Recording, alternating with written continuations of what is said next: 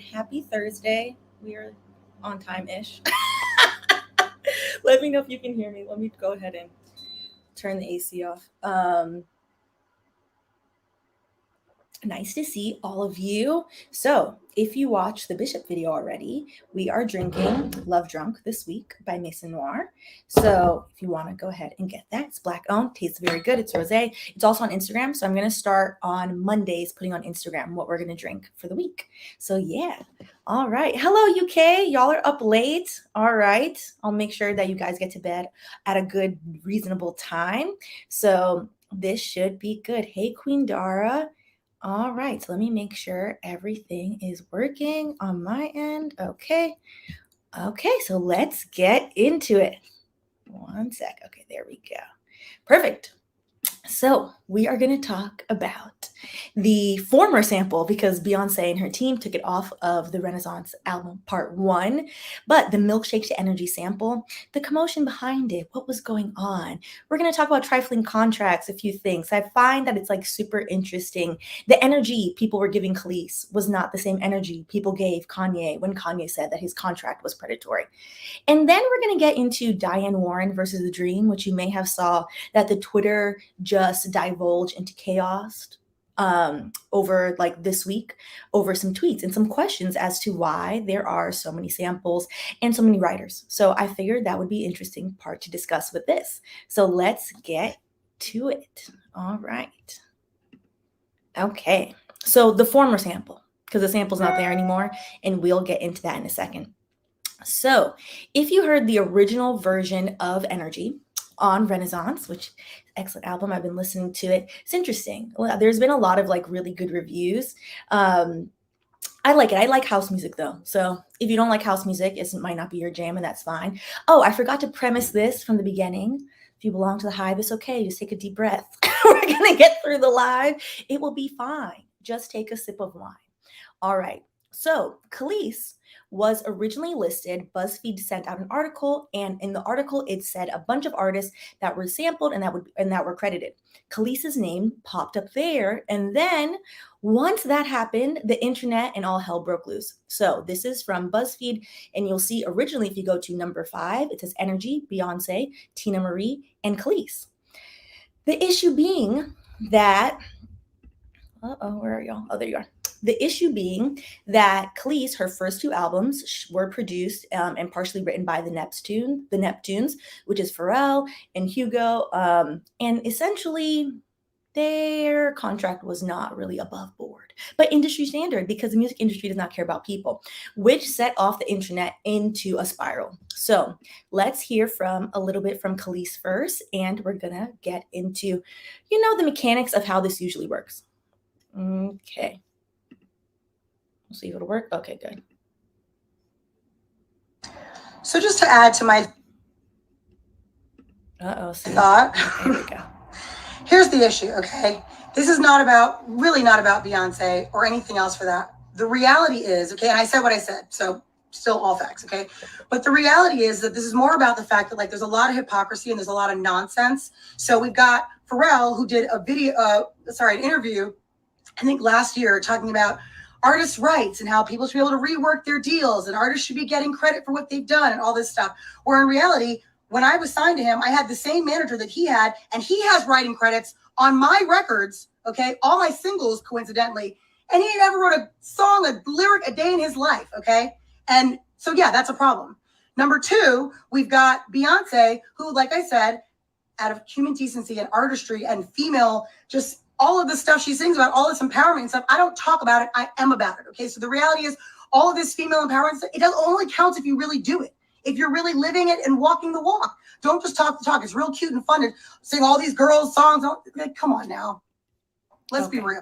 So we don't need to get into the rest of it. You probably watched it anyway.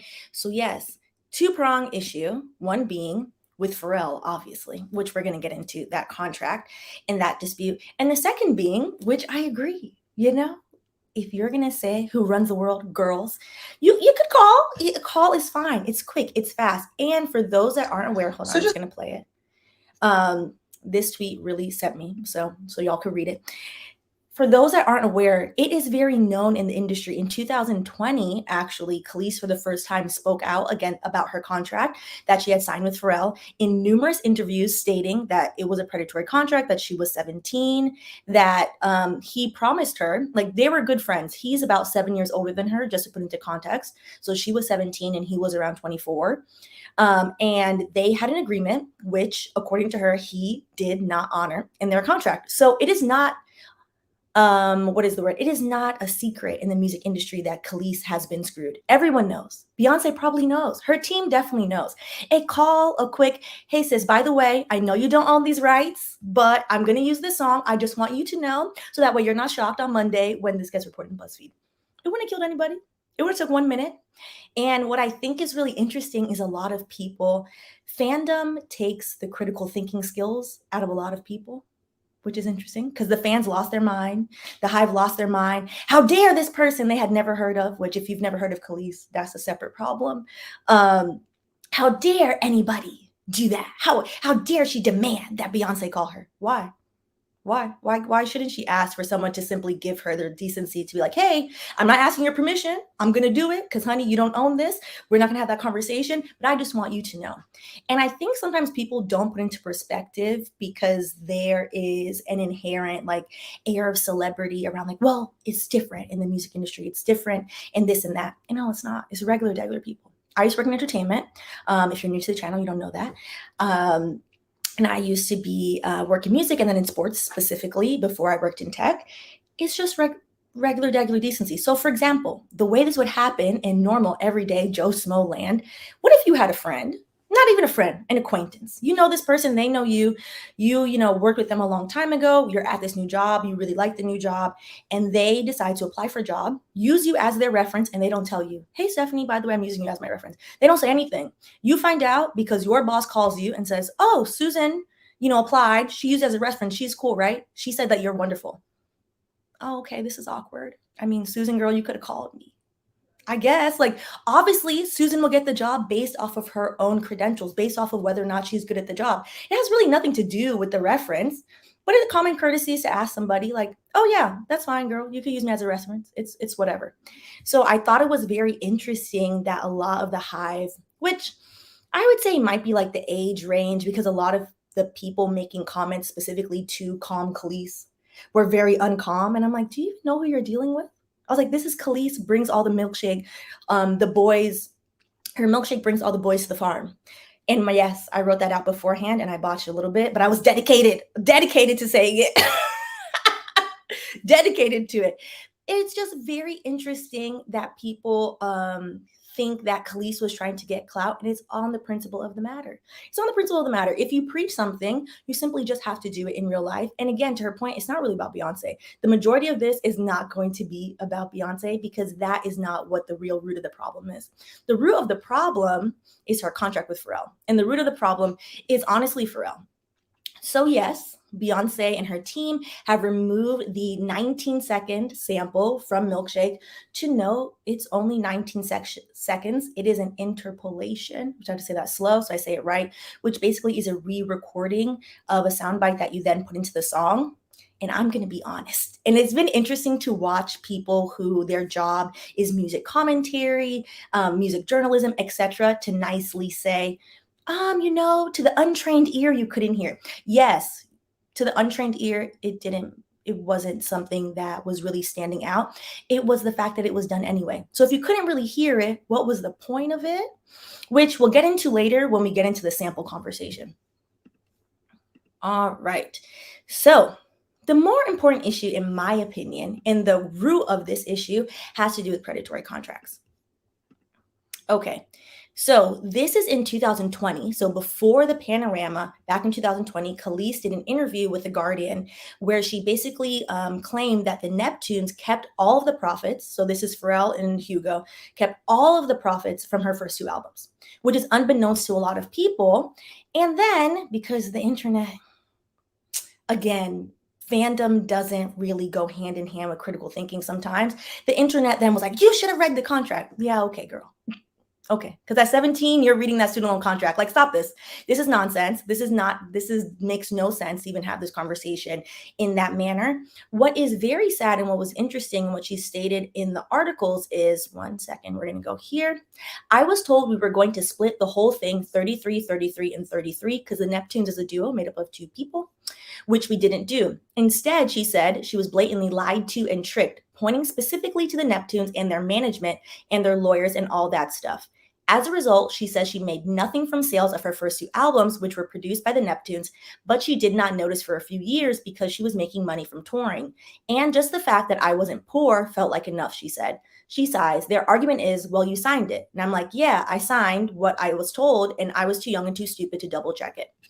Pharrell and Hugo have never responded to this, but they know. It's in numerous publications. They know that they allegedly thieved the woman's money when she was 17 years old. They were good friends. So basically, by her third album, when she realized, like, hey, the contract that you had me sign isn't what we and I recall us verbally agreeing to, she had other producers produce her track, which she said that soured the relationship because I guess Pharrell didn't want her to, break free, which is very odd behavior. How are you going to allegedly thief from me and then get mad when I go somewhere else? What is very interesting, and I would say like shows like the shiftiness of people in the clip that Kelis posted on Instagram, where I appreciate when someone says something and they say, I said what I said. Say it. Say it with your chest and be done with it.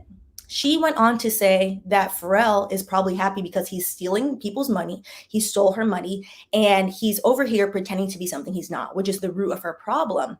So there are a few articles about how Pharrell Williams is breaking the chains of the music industry's troubled past, how he now, before Kanye released his contract back in, it happened in 2020. It's like it's the first entertainment law video on this channel.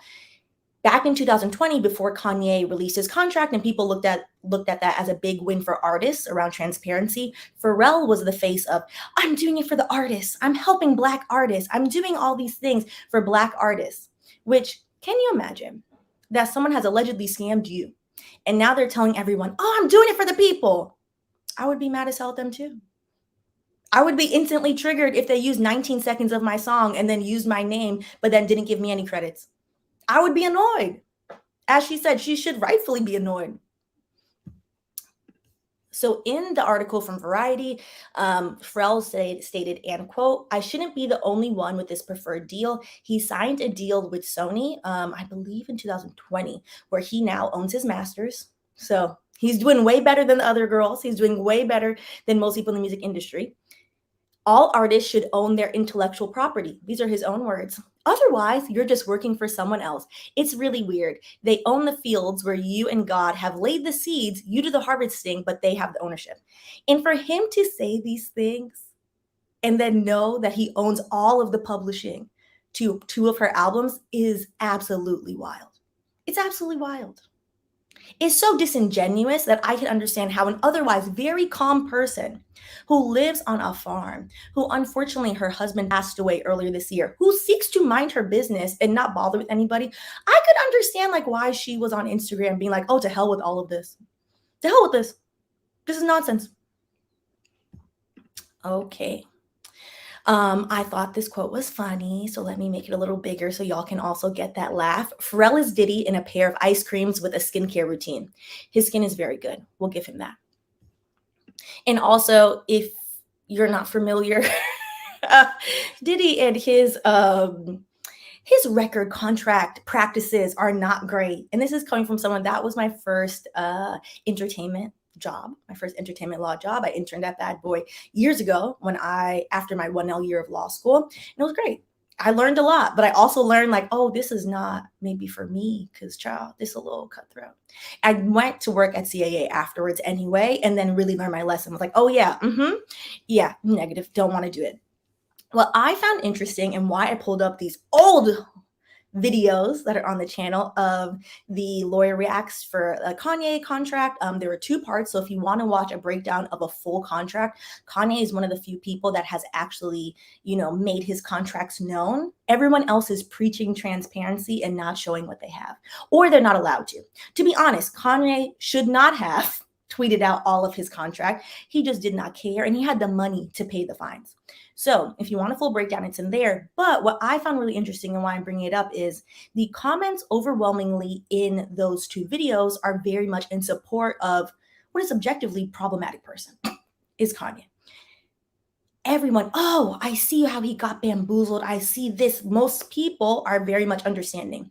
The discourse around Kelis signing a contract at 17 years old with her friends is almost a 180 of people just, oh, you should have read it. Child, if you do not read your lease of the place that you live in, you cannot fix your mouth to be then telling someone that they should have looked at their contract at 17 years old.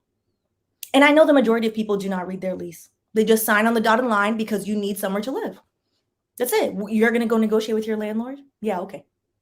I tried that once as a lawyer, and they immediately were like, we're not doing this. And I was like, okay, cool. I have to live somewhere, and I like the rent price. That's fine. So let's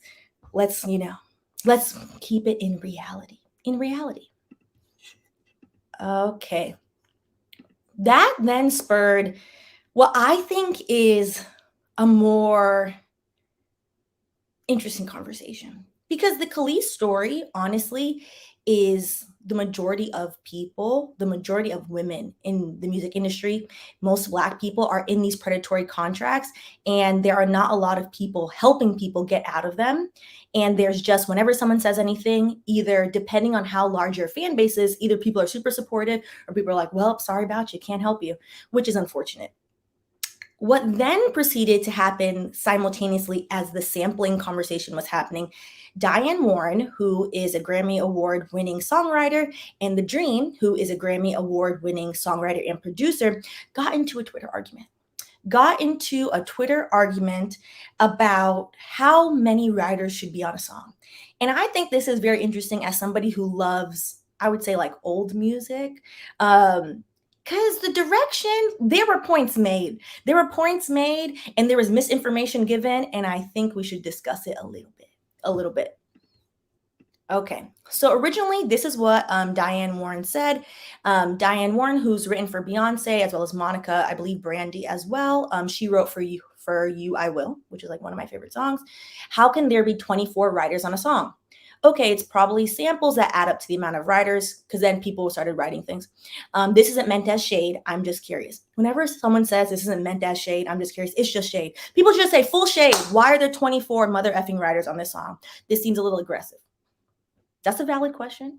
I have a question. Like, why? Well, is it necessary? So then The Dream, who admittedly likes busy production. Some people like busy production. That's their style. Instead of saying, you know what, I like busy production. It is what it is.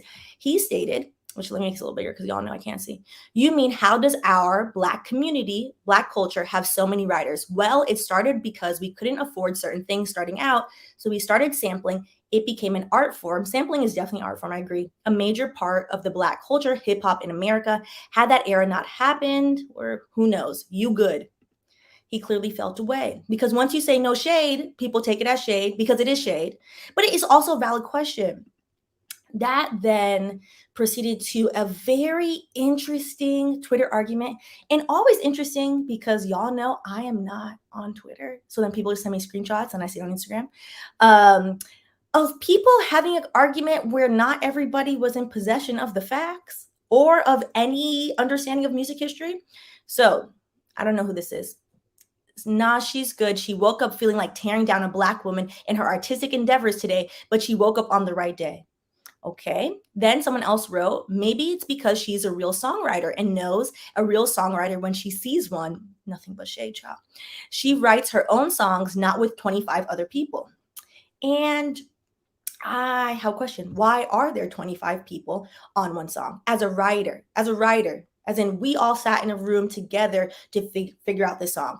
And I think it has to do with sampling. And I don't know why YouTube won't let me play this video, and it's making me so mad. But let me put it in the comments so y'all have the video, because Hold on. Have to get Miss I'm 305 Black her YouTube coins. Okay. Y'all should watch this video. This is T.S. Madison. T.S. Madison, her voice and her YouTube clip is sampled in Cozy. So specifically, she stated, which I'm so mad it won't play. I love, like, it's my favorite part of the song. Bitch, I'm black, dark skin, light skin, beige, fluorescent beige, bitch, I'm black. And it's a larger part, it's a smaller part of the larger video, which she's talking about being a trans black woman. Very powerful video. Highly recommend you watch it. Oh, sorry, hold on. My leg is stuck. Highly recommend you watch it.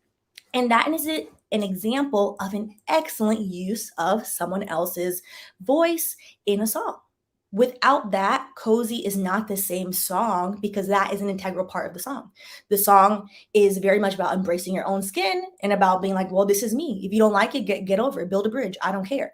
So that very much needed. Keep in the back of your mind, the original argument started because 19 seconds of Milkshake, which if you have an untrained ear, people have already said you cannot hear, was used. So whether or not it's necessary, I would say T.S. Madison on that track, highly necessary. All right, next one. Let's see if it'll let me play this. I'm going to use a snippet. Hold on. All right, this is Princess Loco. God rest her soul. She passed away. Her song is used in I'm That Girl. She was from Memphis, Tennessee. It's a song with Tommy Wright. And honestly, the sample is basically the underlying track of the whole song. Okay, I think it'll let me get away with that part. But you can hear it from the minute the song drops. Without that sample, it's not the song. It's excellent. I think that is the best sample on the song. And then, of course, Big Frida. I love Big Frida. That is an excellent use of sample. That made the song. Without that, in the new birth of the song for I'm That Girl, you get a whole different vibe, a whole different thing. That isn't necessary. That is useful. That is giving you new art. That is an art form. That is sampling at its best, in my opinion. Again, do you need 19 seconds of Milkshake? Because now that Milkshake's removed, most people can't hear that it's even removed. Okay. Hold on. And then, of course, Big Frida, the Queen Diva, which I'm hoping that Big Frida will finally be in the visuals for a Beyoncé, for the Beyoncé visuals, if she does visuals, because Big Frida is often sampled in hip hop music, Beyoncé, Drake, and Big Frida is never in the video, which I have questions. It's rude. And Big Frida is also, without her voice, like, it's not the same. It's literally not the same in Break My Soul. I would say definitely necessary. So all the Dream had to say was like, you know what? In certain of these songs, it's necessary. I need all these writers because I want a new sound. I want a new thing.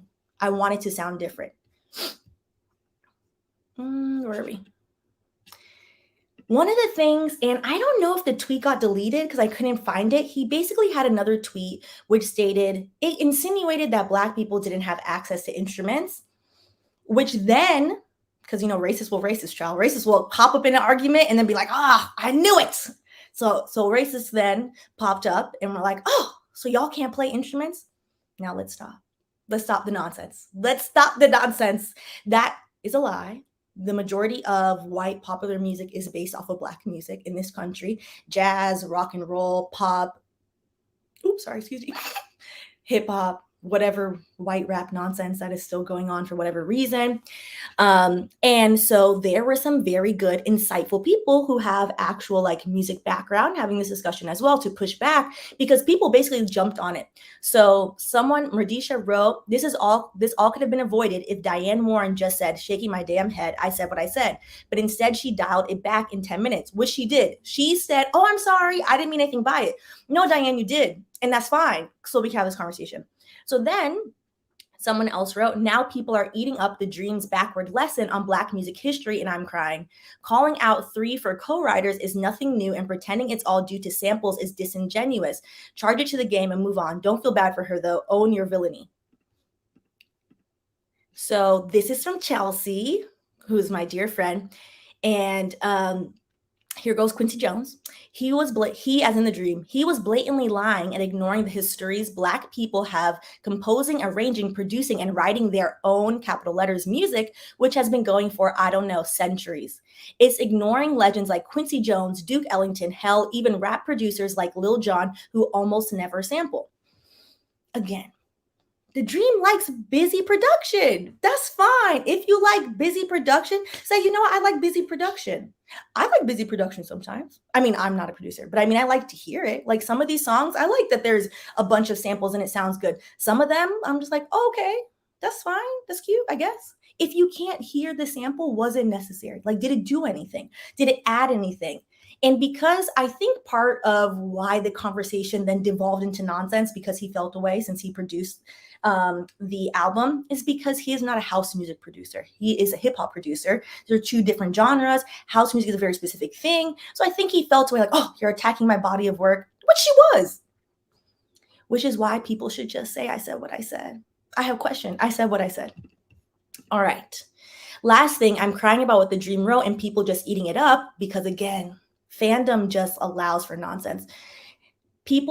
Because changes to sampling regulations, which was copyright infringement law settled in court in 1991, I believe that case that she's referring to is the Uncle Luke case. I feel like it is, if I remember correctly. Proving even further that entertainment rights law has always worked in opposition to Black culture, radically changed production style to move to less direct sampling, more negotiated samples, and songwriting interpolations, and the rise of the 808's heavy production and fully constructed beat loops on beginner-friendly software like Fruity Loop Studio in the aughts, the 2000s. And this one just made me laugh. If I ask you why your music is so cheaply made, this is rude, and requires 80 writers, and you tell me because of slavery, I'm telling you to go straight to hell. Listen. He felt away. The dream felt a kind of way and then went overboard. Exactly. He felt away and then he just ran with it and was like, all of us are doing this. How dare you question me? No, it's not correct. Lil Jon will feel away of people being like, everybody is sampling. Lil Jon is like, I made most of these beats. I don't know what you're talking about. The dream just likes heavy production. So on that note, it's a little wine time. I thought this was going to take much longer than it did. So on Instagram, I had told y'all we would talk about that other case, but I didn't prep it because I was like, oh, this is going to take much longer. So we'll do that case next week, which I'm forgetting that man's name, the conspiracy theorist that made up all those lies about Sandy Hook. We'll cover that next week. We'll probably do it on Patreon, and then I'll just post a video over here. All right, so let's get into the comments. So there are more people in here than usual, child. So all right, let's get into these comments. If you're just tuning in, you can go ahead and scroll to the beginning because all you're about to see is comments. Hey to Mexico City. All right. This one is very good. So I recommend. I like it. It's not too, I don't like sweet rosé, so it's good.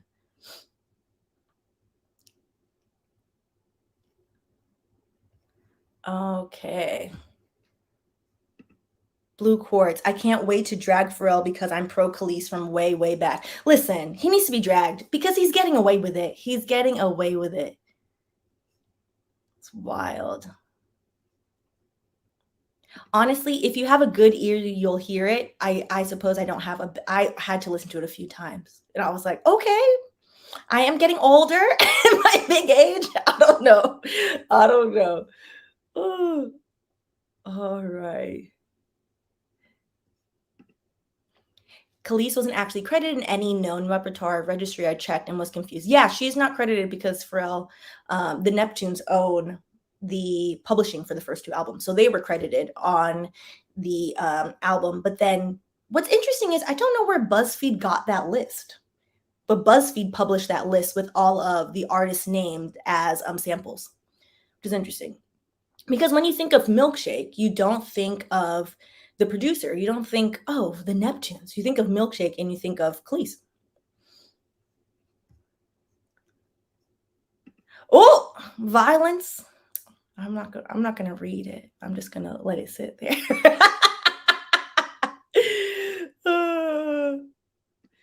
Pieces of Kara. I don't think she did anything wrong.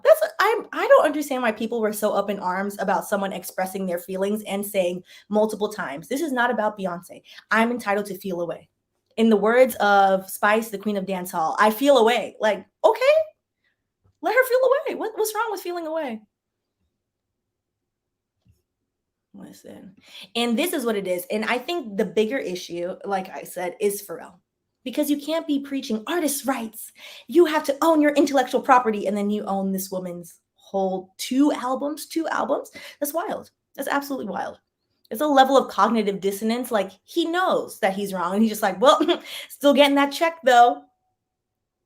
Like, she's now a single mother. Like, give the woman her money back. This is nonsense.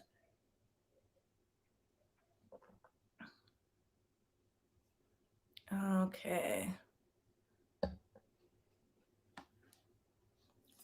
Okay, I think it might be the age, and not to be like the kids have lost their mind, but I feel like it's the age, because some of the comments, which is why I didn't use any of like the wild comments. I was like, this is not based in reality.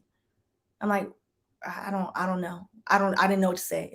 I have no idea how they're not aware of who Kelis is. Okay. We're just going through. I could see that.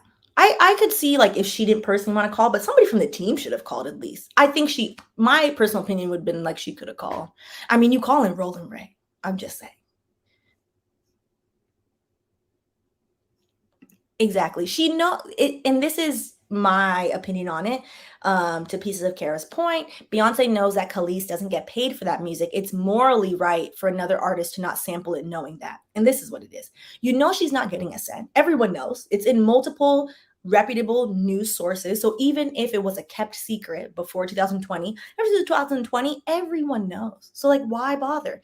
And again, this is not, I would say this is like less on Beyonce and more on her team. Why?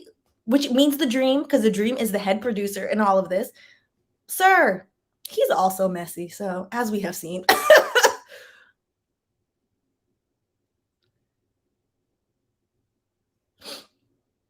All right. And this, he's gotten sued before, in which she also stated, so Blue Courts, Pharrell just lost that Marvin Gaye case for the stealing. He not new to this. He's true to this. Lots of tea, allegedly, in some cases. In this one, everyone knows. The blurred lines case, which I find so fascinating, has been going on since I was in law school many years ago. That case has just lived a life.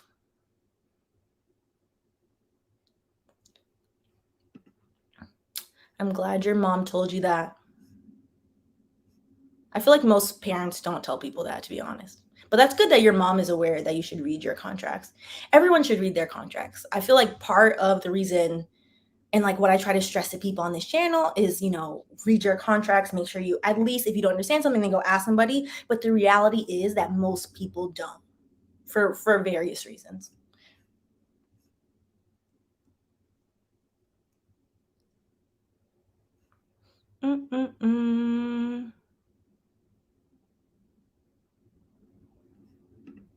Yep, this is a great point.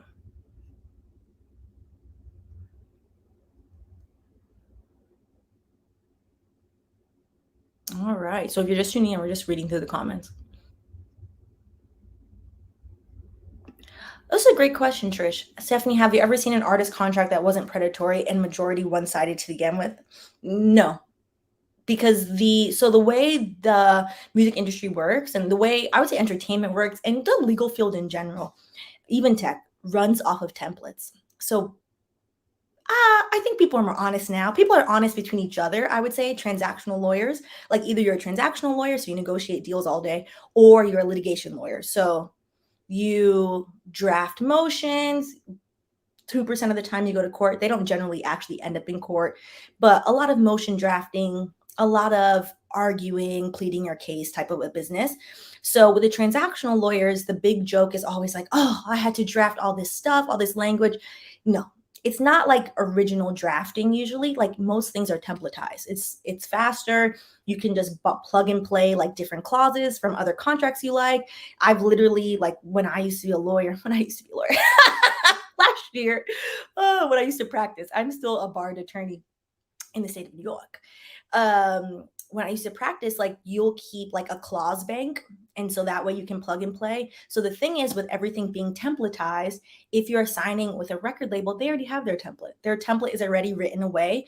I would say like the indie labels do purport to do better in that the indie labels do say like, hey, like we have a much fairer split than, you know, Sony or than Columbia Records, etc. They're a little bit better, but I haven't seen very few that are just like, oh yeah, this makes sense. This is fair. Also, I think part of it now too, on top of that, people aren't shit, but the music industry is very hard to make money, particularly now. Everything is based on streaming, and the streamers are the bigger issue. I would say the streamers like the Spotify's, Apple Music, Pandora. I feel like I'm the only one who still uses Pandora. Pandora knows me very well. I'm still listening on Pandora in the gym. I said what I said. They're paying not even whole cents on the dollar. They're paying nothing for the stream. So that I would say is like a big root of the issue, how to get like the streamers to have fairer contracts, which is why people are arguing.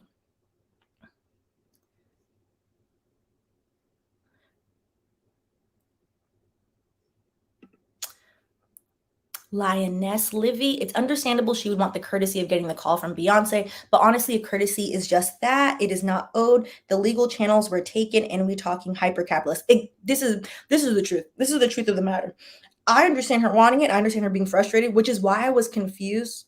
Child, hold on. Let me just turn this on. Which is why I was confused as to why people were mad that she was simply voicing her frustration. Like, let her say that she's frustrated. What we're like, this is capitalism, like to the most. I adore B. It's music. Lovely. This is a capitalist queen. She's getting her coin. She's getting her coin, telling us to release the wiggle, release your trade, release your job, but she is working. And we're paid for it. That's fine. It is what it is. It's not fine, but we should be under no delusions as to like what is going on. All right. So it's actually not Kelis's vocals. It's a re-recording. It's interpolation is like you basically re-record it to sound exactly the same. So to make sure that it matches like Kelis's actual vocals. So it's Beyonce singing. It's Beyonce or someone else, but it's not Kelis singing. Listen.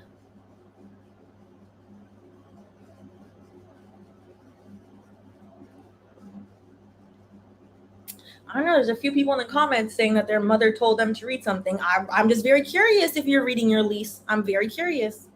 I just have questions. Because maybe you read it, but I'm curious if you're pushing back with your landlord about your lease or your mortgage if you own a house, because the bank essentially owns your house until you pay it off. Listen. Mm-mm.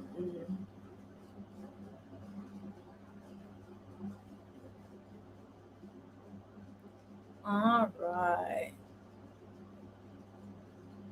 Listen, like, okay, can we just be honest? Thank you, Co. People don't read it. People don't read.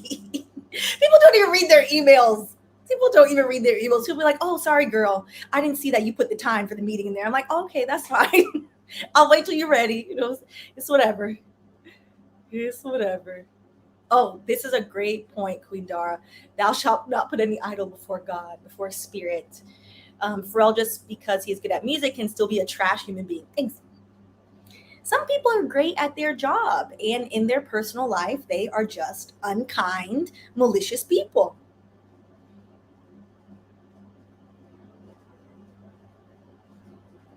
All right. The dream is funny. I'm proud of y'all are reading your lease. I'm proud of y'all. Good. I know a lot of people that don't read their lease. Okay, thank you. Thank you, Blue Cord, says somebody said it. Because I think again, people don't look things up. And not that anybody should have like, oh, so much reverence. They could just talk to me crazy. No, that's not the point. But she's talking from a point of a very notable career. Like, this is not just some random person asking you. This is somebody who is an acclaimed songwriter being like, okay, but Why are there 25 people on here? She should have just said what she said. Her stepping back is what caused the commotion, to be honest.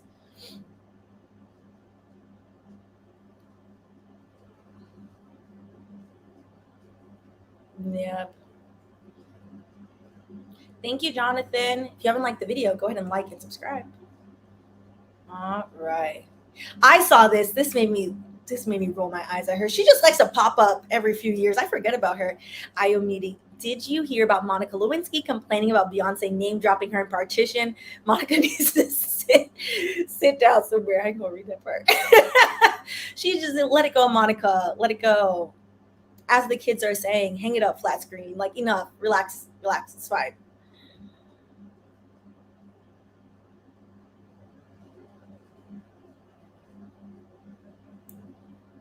Exactly. Always read your contracts. Try. Like, even if you like don't understand, so at least people know not to take your feed yet, to be honest. Because if people see that like you're at least gonna push back on things, they'll think twice about screwing you. It's when people think that you're trusting, which is sad. But when people think that you're trusting, they're like, oh, I'm just gonna put whatever in there. It's annoying.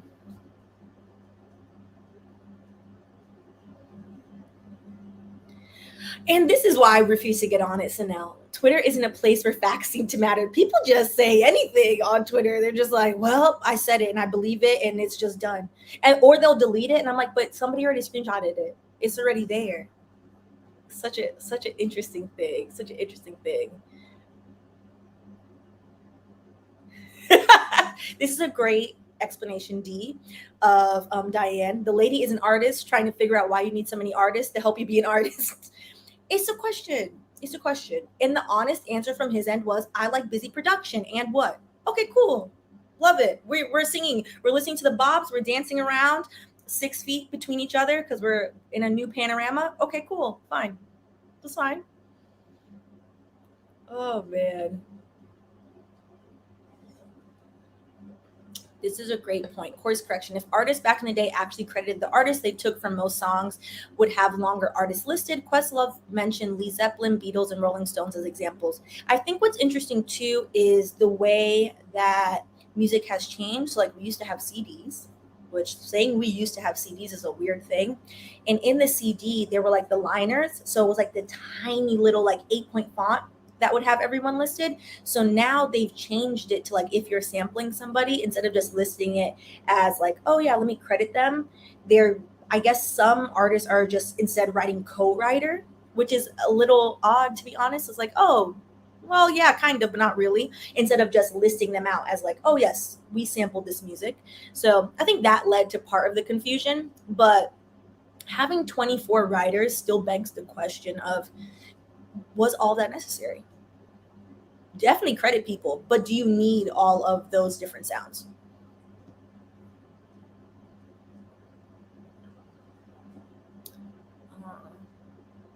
Blue quartz. People were really coming for Diane Warren. The youth are misguided. Okay. Listen, the youth choose violence, don't ask why, and then just go about their business. I'm like, you're not gonna do some digging before you say these things? Okay. All right. Come on. Sample aside, why are there 25 people? Can you imagine you turned in a homework and you were like, all 25 of us did this together, teacher? Yeah, okay. We're all getting an F. We're all getting an F.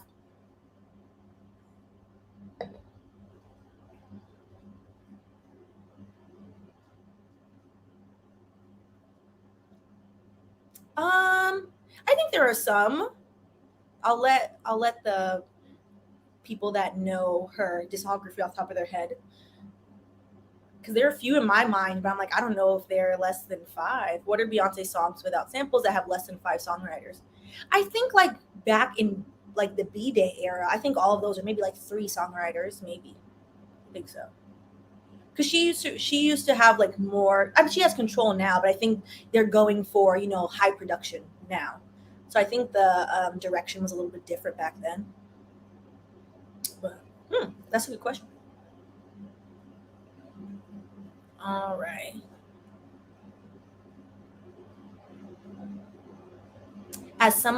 Devin was here today, as someone who as someone who samples, that was definitely a producer's call for the sample to stay.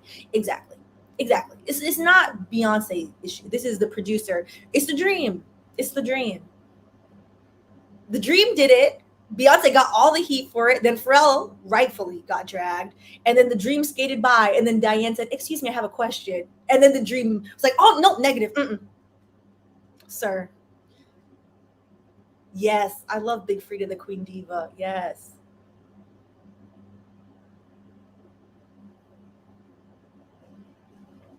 And this is what where I got very annoyed with his very like disingenuous statement.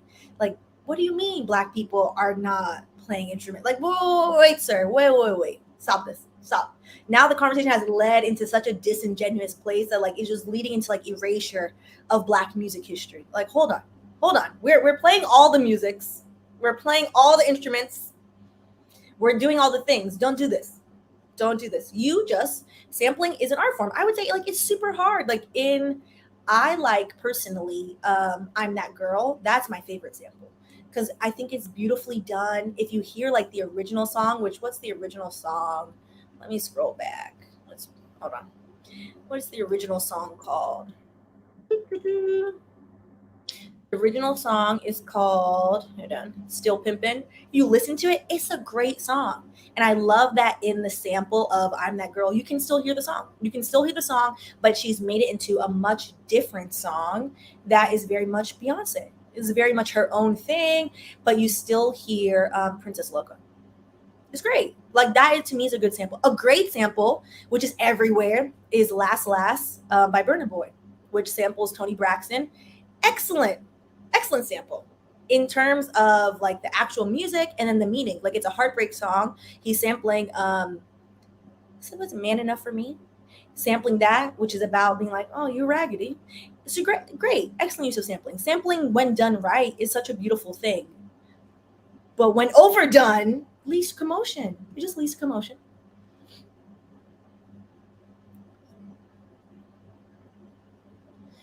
Thank you. Like if you're gonna say something, just say it. Just say it. Because the backpedaling is silly. Because then the backpedaling, because then people take it as like, oh no, you wanted to say it, but now you want to act like the victim. It's like, oh, just say it. Like I think that would have ended the conversation much faster. Because if it was me and I had like that noted career, I would have said it and then be like, I'm asking because I wrote all these songs myself. So I don't see like what did you do that for? That's what you should have done.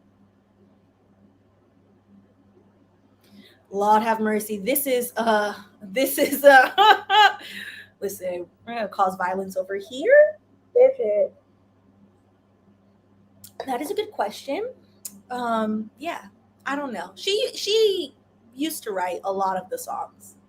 Now is interesting. Now is interesting. I'm still listening to it. I'm still when the concert come around, hope save my pennies and buy me some floor seats. But this is a valid question. Yes, Terrius loves to get in his feelings. And he usually when he's in his feelings, usually when he's wrong. Yes, like when he decided to step out on his pregnant wife, Christina Milian, with her assistant and get caught with the assistant on vacation. Yeah, he can be very shifty.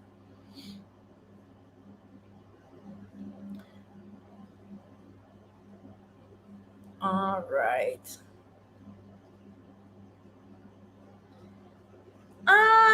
I think Rod M. Do you agree with Kelis saying that they intentionally sampled songs without giving credit? I mean, that's a bit of a stretch. I get she's mad. I think Pharrell intentionally did it, to be honest. Somebody knows when you have beef with them, in the words of Cardi B, forever. Somebody know the person knows. They're like, oh damn, so and so doesn't fuck with me. So and so is never gonna fuck with me. Like it's done. He knows. So when he got the call, like, hey, we want to use this part of Milkshake, it will credit you. We all know that you screwed Khalees. He could have been like, no, we have beef, just leave it, let the song die. Because she then went on to say he does this all the time. So Milkshake is sampled in numerous songs, apparently. So yeah, I think he did it on purpose. People that usually tea from you love to be bold. The dream in his team, I just think like he just didn't think. I just think he didn't think. All right. Alex Jones. Yes. So we're going to cover Alex Jones on Patreon next week on Patreon Live because that is a very interesting mess of a case. Multiple trials. Multiple trials. All right.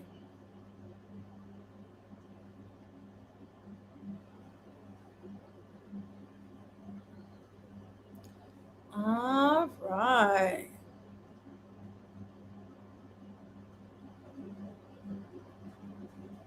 That's funny.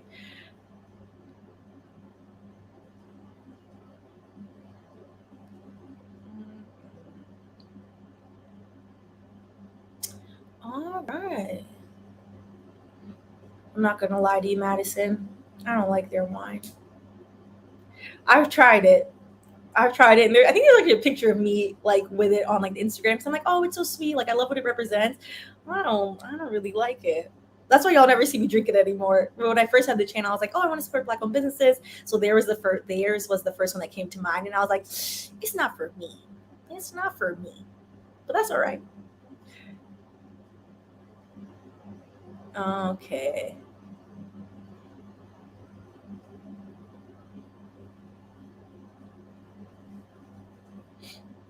All right.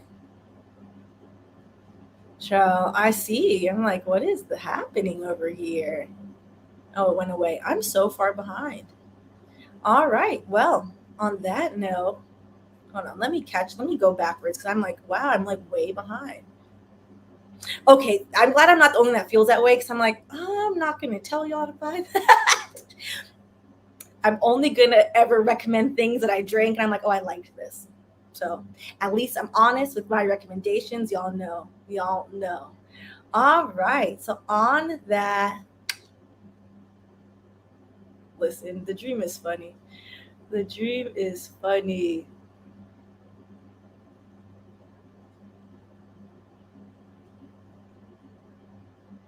Okay. So the Patreon live, the lives are for the $10 tier. So we've moved to biweekly lives, which should be fun. So those are every Wednesday at 5 p.m.